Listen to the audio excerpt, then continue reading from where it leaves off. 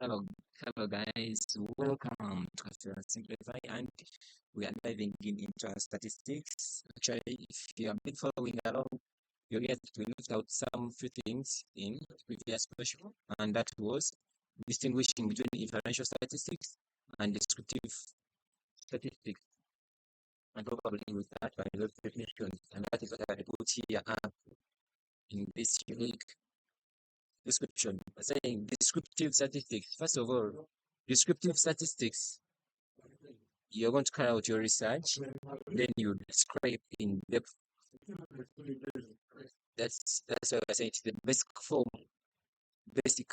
of statistics that includes data collection. So you collect the data, organization, you organize the data, display or presenting, and analysis by determining. So even if you end here, is the basic form of statistics that includes data collection, organization, display, and analysis. But how do we do the analysis? By determining frequencies, percentages, mean values, standard deviation, variance coefficient, or variation coefficient of determination, probability theory, etc. So descriptive statistics, it describes something to the depth, but it starts from the field, from data collection to organization, presenting, to drawing, or to making analysis. How do you make your analysis? By determining all these variables.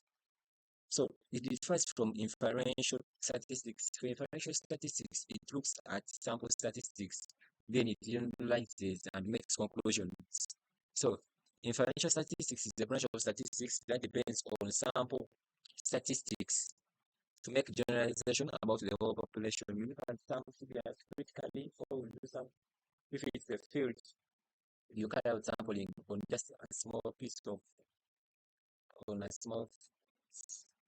field, then you make generalization that this land can grow this and so on. But for descriptive, you have to carry out several samples, you study, you display, you organize, calculate percentages, means, and deviation before you make your conclusions. But these ones, you just get a sample, you make generalization, you assume that everything is the same.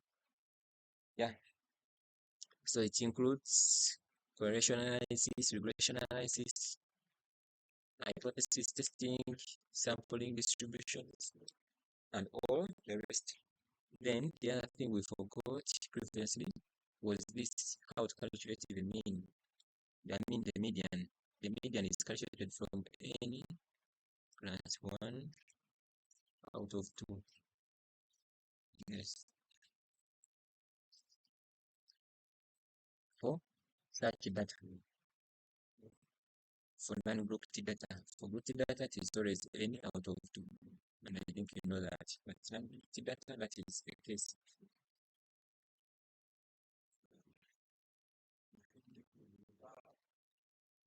So we come to today's gist when it was in plan, and we see that they're saying distinguish between probability, random, and probability on random sampling.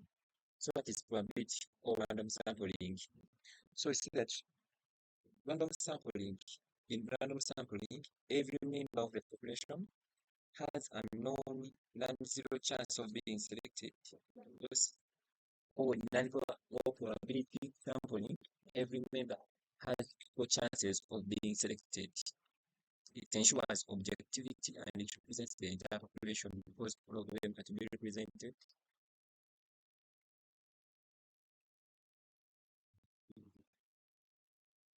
That is in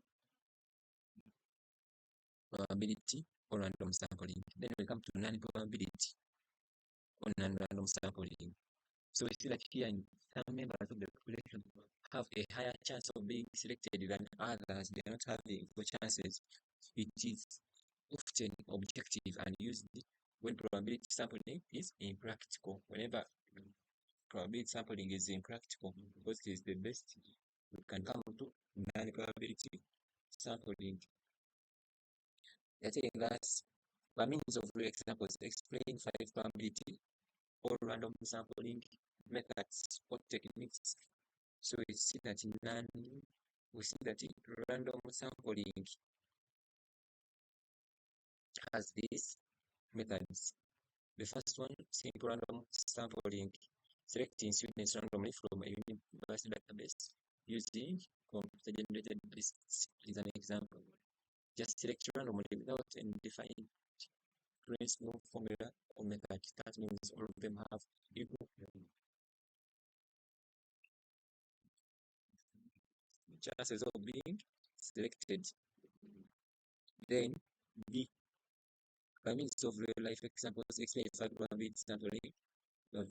Simple, random. Then we come to systematic sampling. Systematic sampling, for example, selecting every 10th customer entering the supermarket. You count the first one, you select that person, then you sample the 10th, then you go to the 20th. So in systematic sampling, there is a given pace that you follow. Then we have stratified sampling. Here, the population is divided into strata, dividing a school into grades, then randomly selecting students from each grade. This is the example. Then cluster sampling, selecting entire schools randomly from a district instead of students. So cluster sampling is all about regions. Yeah. Then we have the multi-stage sampling. So multi-stage sampling involves selecting regions, then schools within the regions, then students within those schools. So multi is a combination of cluster and stratified.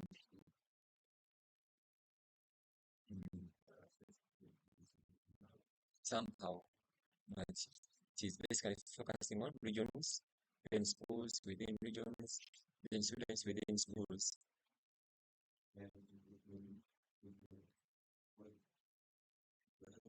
A parameter is synonymous with statistics. We can examine the validity of the statement. Yeah, I think whenever they talk about validity, we can examine. Give a definition. I say the parameter is a statistical value. Is a statistical value of the population. Then, that a statistic is a statistical value of a sample. Examine the validity of the statement. They are synonymous. Actually, they are not synonymous. However, they are all statistical values. So, whenever we are testing for validity, we have it is the negations. We negate the statement. Yeah, see, null hypothesis. I think we'll come to those things later. But see, it is therefore invalid and not synonymous. Whenever they tell you to examine the validity, you either conclude by saying it is true or false. So this one is a fallacy. So validity involves saying true or false. And another one for false is fallacy. F-A-L-L-S-C. So we see that that statement is a fallacy. Yeah. So using examples from your own country, examine 5 roles of statistics in economics. 5 roles of statistics in economics. So convenience sampling 5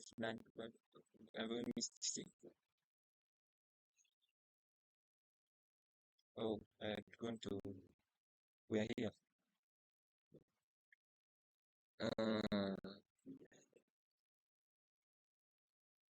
We've actually talked about this one, though it was not intended, but we were supposed to talk about this. Yeah, but we move on. So it's that using real life examples, explain 5 non-probability random sampling methods. So non-probability, we have purposive sampling, water sampling, snowball sampling, judgmental sampling, convenience sampling. In convenience sampling, surveying customers at a mall because they are easily accessible. You can simply wait for entering the gate.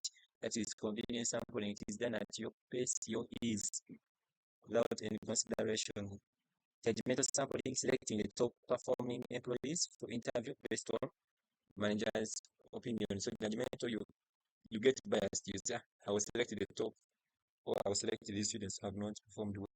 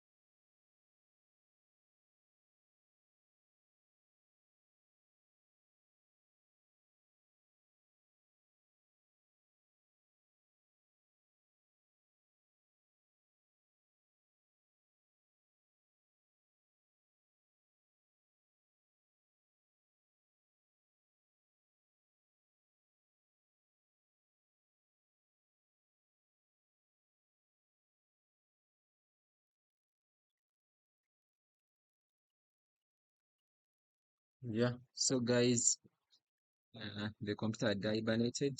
I guess there is no that gap. But lastly, we're describing the real life examples of non-probability sampling, and we are also going to quarter sampling. This involves interviewing people. Quarter sampling, interviewing 50 men and 50 women to maintain gender balance in a study. Snowball sampling, studying drug abuse by interviewing one drug abuser and asking them to refer to others. And the best way to describe snowball sampling is this is the type of sampling where one research links you to another. Yes, I'm going to try to illustrate using certain notes.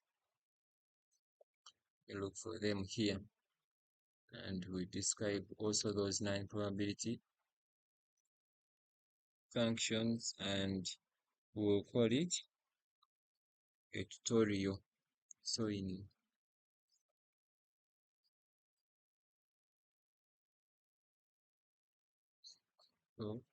we are looking at the 9 probability sampling and description.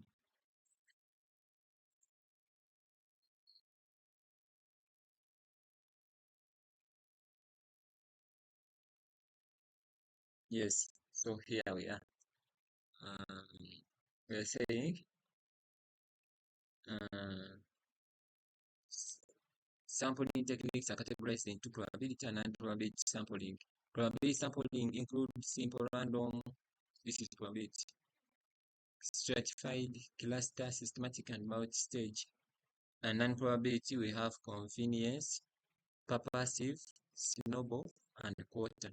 So simple random, this is a technique that puts into account the sampling frame whereby each element has equal chances of being included in the sample.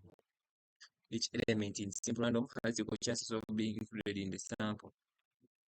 Then systematic is a probability sampling technique that puts into account the kth element of the population. Yeah, these are better definitions. Probability sampling techniques that puts into account the kth element of the population. And then stratified the type of sampling technique that ensures the population is divided into groups according to their identified criteria like gender, level of education, business size, that is stratified. Yeah, based on some criteria of classes. And we talked about cluster. This divides the population into groups along natural or geographical lines like Uganda, Kenya, Tanzania, or continents or residents. That is cluster. Then multi-stage.